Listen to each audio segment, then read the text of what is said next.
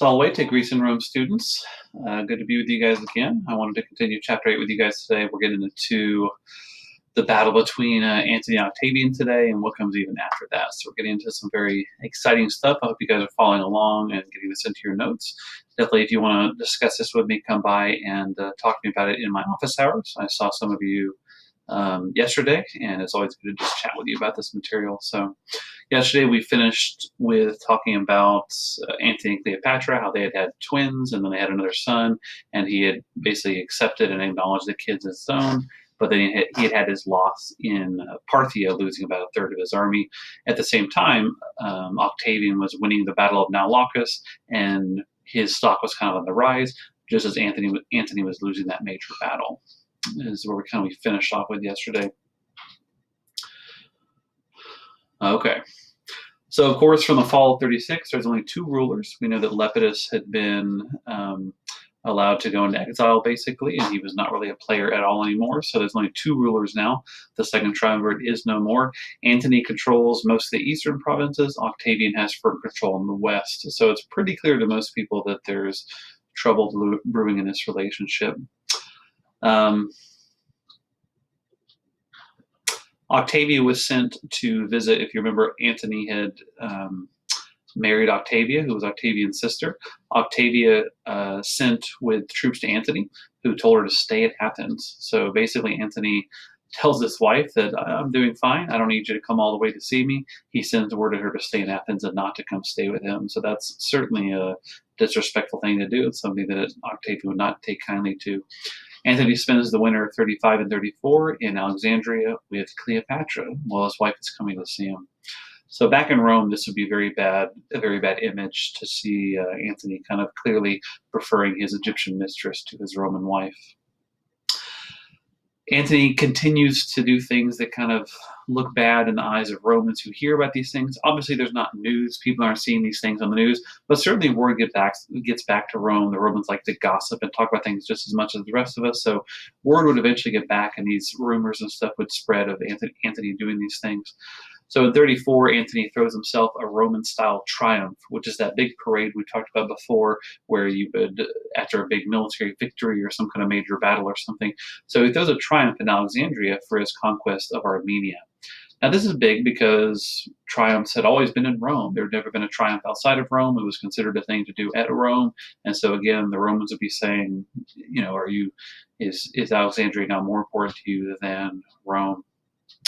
He continues to do things that kind of frustrate Octavian, but also the people back home were worried about the famous donations of Alexandria. He has a ceremony in Alexandria where he distributes some of the Eastern Roman lands, basically promises them to Cleopatra, but also his three children with Cleopatra, and even Caesarion, who he's kind of become a father to at this point. So he kind of makes them legitimate heirs to his power and his holdings, which a terrible PR back in Rome, because the Romans are thinking he's got legitimate children with his Roman wife Octavia, and here he is giving away parts of Rome to this princess and her children. So this looks very terrible. So at this point, he's obviously his men are supportive of him, but back at home, he's certainly losing the PR war to Octavian. He finally gives up all these pretenses with his wife, and he divorces Octavia in 32. This would be something that Octavian could now use to say, it's right for me to go to war because Antony has done this. Antony is the one who divorced my sister. He treated her badly. He treated the kids badly, and this gives Octavian kind of the moral high ground. Octavian also seizes and publishes Antony's will. Now, it should be noted that this was not a proper thing to do. Even if you don't like someone, the will is supposed to be sacrosanct. It's supposed to be protected. And so this in and of itself would be a legal act. But, sometimes if you can get away with things, it works out to your favor. And Octavian had enough power to do it here. So he publishes Antony's will, which calls for him to be buried at Alexandria, and also gives generous gifts of his will to his children with Cleopatra. So he, of course, spreads this word around Rome and with the Roman people, and these would be things that people would be shocked and dismayed at hearing that Antony gave this in his will. Some historians think maybe this will could have even been fabricated or exaggerated as a PR move by Octavian. We can't know for sure, but we know that people at least believed it at the time. So both sides of this engagement, it's clear that it's heading towards an actual confrontation, and now Octavian has again this moral high ground to say, "This is the last straw with my sister and with your flaunting your mistress and everything. So this is the last straw." So their forces finally met at a naval battle, the Battle of Actium in western Greece, 31 BC. And this battle is a fascinating naval battle. I wish the book went into a little bit more detail on exactly how the battle went. But basically, it was a naval battle. And I've put a little map there that you can see actually kind of how it goes down. But basically, through the course of this battle, you have Agrippa kind of planning the battle strategy. Remember, he was a pretty good naval strategist because he won the Battle of Naupactus. So eventually, Antony's forces basically get trapped by Octavian and Agrippa's forces, and they get blockaded, and there's nowhere for them to escape to at this promontory you see here. So Antony and Cleopatra manage to escape. They sail quickly away, but it's clear at that point that they've lost the battle, and his men basically are not going to keep fighting for him when they see his ship sailing away. So there was other smaller battles around this time, but this is the big one that kind of broke everything Octavian's way, and it didn't. Antony didn't die at this battle, but certainly it showed that it kind of broke Antony's spirit and broke the spirit of his men, because a lot of men defected to Octavian's side after this battle. So after Cleopatra headed to Alexandria, Antony went to Libya. They split up, probably hoping to be a little more elusive. And of course, after Antony's men, after their leader fled, most of the fleet and all of Antony's land forces surrendered to Octavian, thinking, hey, if we give ourselves to Octavian now, he's known to be merciful. We'd rather take that than die for Antony. So at the same time, Antony's forces are shrinking, Octavian's forces are growing. So Octavian goes to pursue Antony now because he knows he can't just leave Antony out there to fester and to regain his strength. So he pursues him to the east. In 30, Octavian attacks Alexandria. And kind of interestingly, he attacks it with split forces from the east and west simultaneously. An interesting tactic. The city falls pretty easily to Octavian's forces. Antony is well diminished by this point. Antony retreats with a fleet, and eventually, before Octavian can find him, he commits suicide, so he doesn't actually die in battle. Cleopatra is captured and spared, but she also commits suicide a number of days later, maybe thinking that she would be taken back to Rome, and who knows, displayed in a triumph or put on trial, not knowing what would happen. Also, little Caesarion was executed, and this is kind of these kind of brutal things happen in history, but Caesarion was a kid, but Octavian would just be thinking Caesarion is the actual son of Julius Caesar. He's his actual son. So if this kid grows up someday to have some sort of claim against, my leadership, he has a somewhat legitimate claim being Caesar's son. So he can't be allowed to be a threat out there. So Caesarion is quickly executed after the fall of Alexandria. At this point, Egypt is officially annexed as a Roman province, not just a friendly kingdom anymore, but a Roman province, and Octavian absorbed its wealth. It does become one of the most important wealthy provinces because the lands around the Nile were very fertile. Lots of stuff was grown there, and abundance of grain was grown there. So it ends up being one of the most crucial strategic provinces in the empire. At this point, the Battle of Actium is what makes it be clear to everyone that Octavian is now the one in control. There's no one else to really put up any sort of a fight.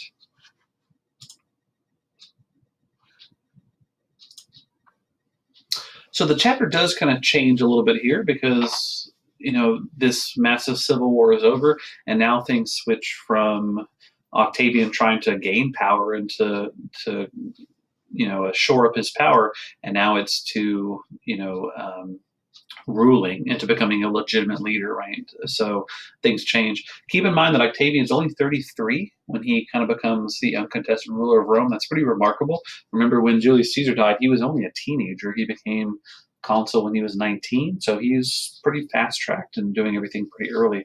So his idea now is, how do I turn my success in this war to actually being a good leader, to making people trust me, and to making the city more stable? there was questions with him and his advisors, what would kind of be his regime. People were probably waiting to hear what Octavian would do also, because think about the city of Rome and just the empire itself at this point. They had wars for decades now, going all the way back to even Sulla and Marius. For a period of 50 years, there have been civil wars going on and off, and people were probably just tired and exhausted by it, and not wanting to this just be the nature of their existence. So there might have been kind of desire by a lot of the Roman people to calm things down a little bit and to actually have some peacetime for a while. So some things on Octavian's mind.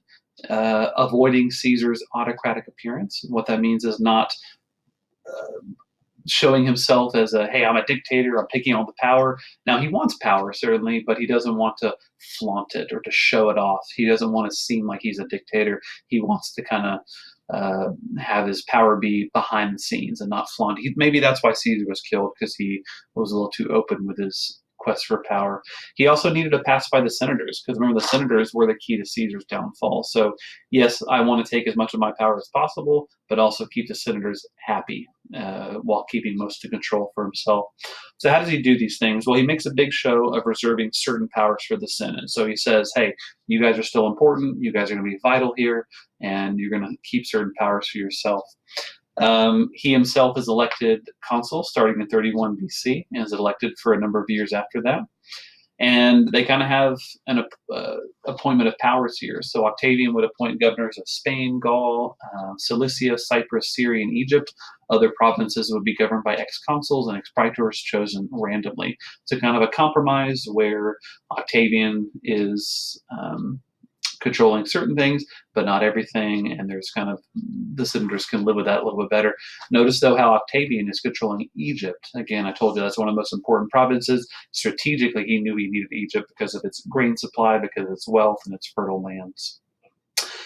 In January of 27, the Senate bestows a new title, a new name upon him, which is Augustus, which is in Latin means revered one. So if you've ever heard the first emperor called Augustus, this is why. So actually, from here on out, we're going to refer to him as Augustus, because that's essentially how the history books refer to him now. So the idea of using this new name, he's transitioning from being a wartime ruler and someone who needs to fight to gain power, to now hopefully breaking into a peaceful future for Rome and not having to fight like he did before. Also, his uncle had got a month named after himself, so not to be outdone, the month of Sextilis, which was Octavian's birth month, is renamed Augustus in his honor, and of course that is where the month of August comes from. So you can think July and August to these two Romans we've talked about here. Here you see this statue of Augustus, a very famous statue called the Augustus of Prima Porta. And here you see this is Cupid at his feet, and Cupid posing to show that the Julian family that Octavian is a part of traces their lineage all the way back to Venus even. So it's a little bit of a PR thing saying that they're related to divinity. So Augustus had to reach some agreements with the Senate about his rule, the nature of his rule, and what powers would come to each. And this first agreement he makes with the Senate on the nature of his rule was we call the first settlement. Just that's what historians call it, to keep it straight from other things. The idea was that this would seem to many people that the Republic was still functioning. Okay, there's still consuls, there's still a Senate, there's still praetors, all the offices are there that we're used to, and so it seems to people like, hey, things are kind of getting back to normal. Now, Augustus himself, not necessarily behind the scenes, but he would have lots of unofficial power, and basically a lot of people would defer to him. It would kind of be known, but not explicitly people would be beaten over the head with it. So Augustus, instead of calling himself king or emperor or something, he uses the term princeps, which means first among equals or leading figure, rather than, again, some sort of haughtier term like dictator. So Augustus understood that, hey, the Senate is the key to my control, because they brought down my uncle. They might be able to bring me down if I'm not careful. So he learns to at least delegate some powers to them and not completely disrespect them. He also didn't go for overt displays of authority. He didn't need to be trumpeted all of his accomplishments, at least especially early on. And the idea was he wanted to, yes, wield his power, but not beat the senators over the head and make the senators feel like he was someone who needed to be dealt with or gotten rid of. He chose to influence the Senate not with pronouncements or commands like, hey, you must obey me, but rather with his influence behind the scenes and people's respect for his authority.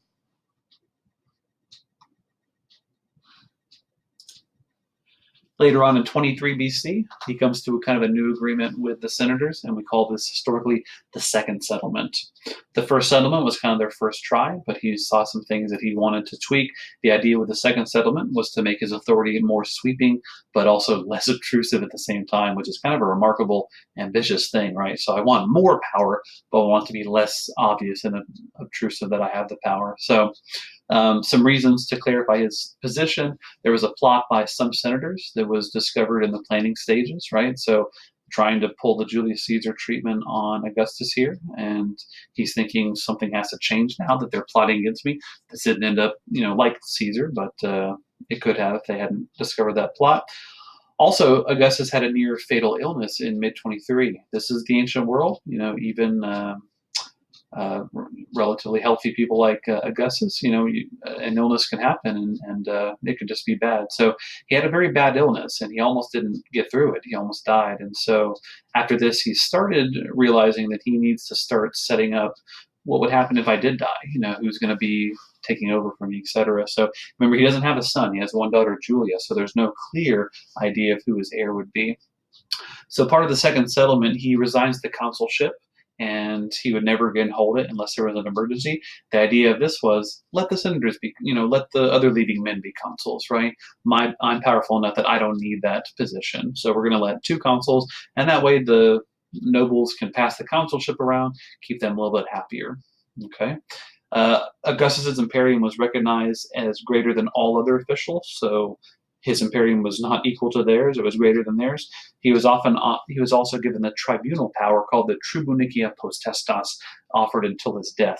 This was big because you remember the tribune. We've talked about the tribune before, was the protector of the plebeians, but it also made him a sacrosanct official, which gave him veto power that he can stop anything in government that he thinks is harming plebeians, but also the power to convene senate, and it made it so that wounding him or attacking him is punishable by death. That's what sacrosanct means.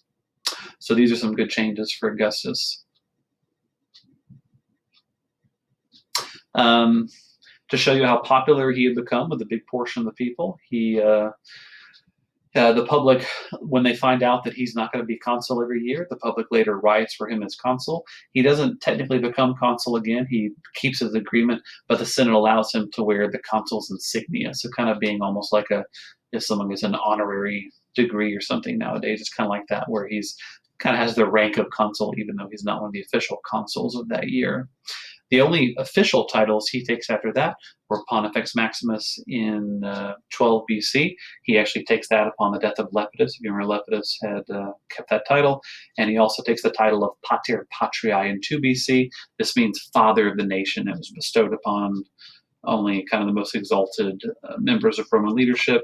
Here you see on this coin here, Pater Patriae. So that was actually his title put on this coin with the image of Augustus. And over here you see Divus Augustus. This must have been after he was considered deified, because Divus means deified or holy.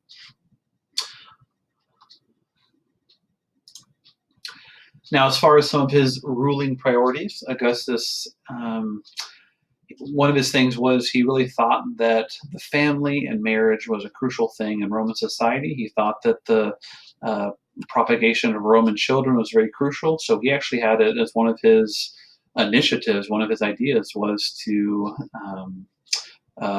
give people reasons, actual incentives to make families. Similar to nowadays, you have certain countries, like even in the U.S., we have child tax credits and things like that that somewhat encourage people to have children. Well, Augustus had this idea that the family was waning in ancient Rome, and that would be a problem if they're not having enough children and stuff to keep Rome going strong.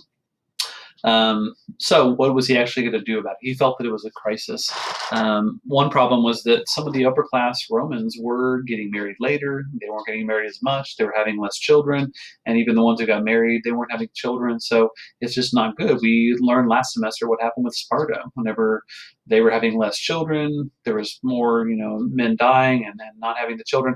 And that led to a severe demographic crisis. So Augustus felt that Rome can't go on like this. And so he passed a series of legislation in the Senate in 18 BC, and later on was tweaked a few times. But some of the uh, aspects of it that I'll discuss now, but some of these would seem, not that weird nowadays, but a couple of them will seem a little bit weird nowadays for the times. There would be penalties for men and women who remained unmarried past a certain age, or if you were married but chose not to have children. Um, so it shows the ages here. If you were not married for men after 25, you need to be married by then, and for women, you should be married by the age of 20. Right after that, there's penalties. That'd be pretty controversial, I'd say nowadays. If the government made penalties if you weren't married by a certain age, that would be considered kind of the government invading in our lives too much, right? The senatorial class was barred from marrying ex-slaves or someone not respectable. The idea was that was kind of getting out of having your legitimate Roman children. You need to be married to someone of the similar social status to keep Rome going. Married couples with children were rewarded on an ascending scale. So having 2 and then 3 and then 4 children would get you certain benefits in ancient Rome. Again, we kind of have something like that nowadays. A lot of countries have a child tax credits and things like that. So that one's not that weird. Also, the legislation said the husband of an adulterous wife had the obligation to prosecute her for her adultery. The adulterous wife would face the loss of dowry, which we talked about the dowry before in class, the loss of property, and even possible exile. So making it very, very bad penalties for an adulterous wife. The adulterous male partner could also be prosecuted and punished. The one who had committed adultery was the wife. So this whole idea was Augustus thought that the family needed to be strengthened, children needed to be encouraged, and these are some of the ways he went about it. It was somewhat successful, but it's always hard to make people do what they don't want to do. So the effects of this probably weren't as sweeping as Augustus would have hoped for, but it certainly had some effect. All right, so I think we will stop here because that's a good bit of discussion for today, guys. And the next time we talk, we'll talk more about the reign of Augustus now that we're firmly within his reign, and eventually what things are looking like at the end of his reign and kind of the death of Augustus. We'll share that next time. So thank you guys for listening and following along and everything. And I'd love to know your thoughts about this chapter and about the Emperor Augustus. I wish we could be chatting right now just how we always do in class, but hopefully we'll get back to that sooner rather than later.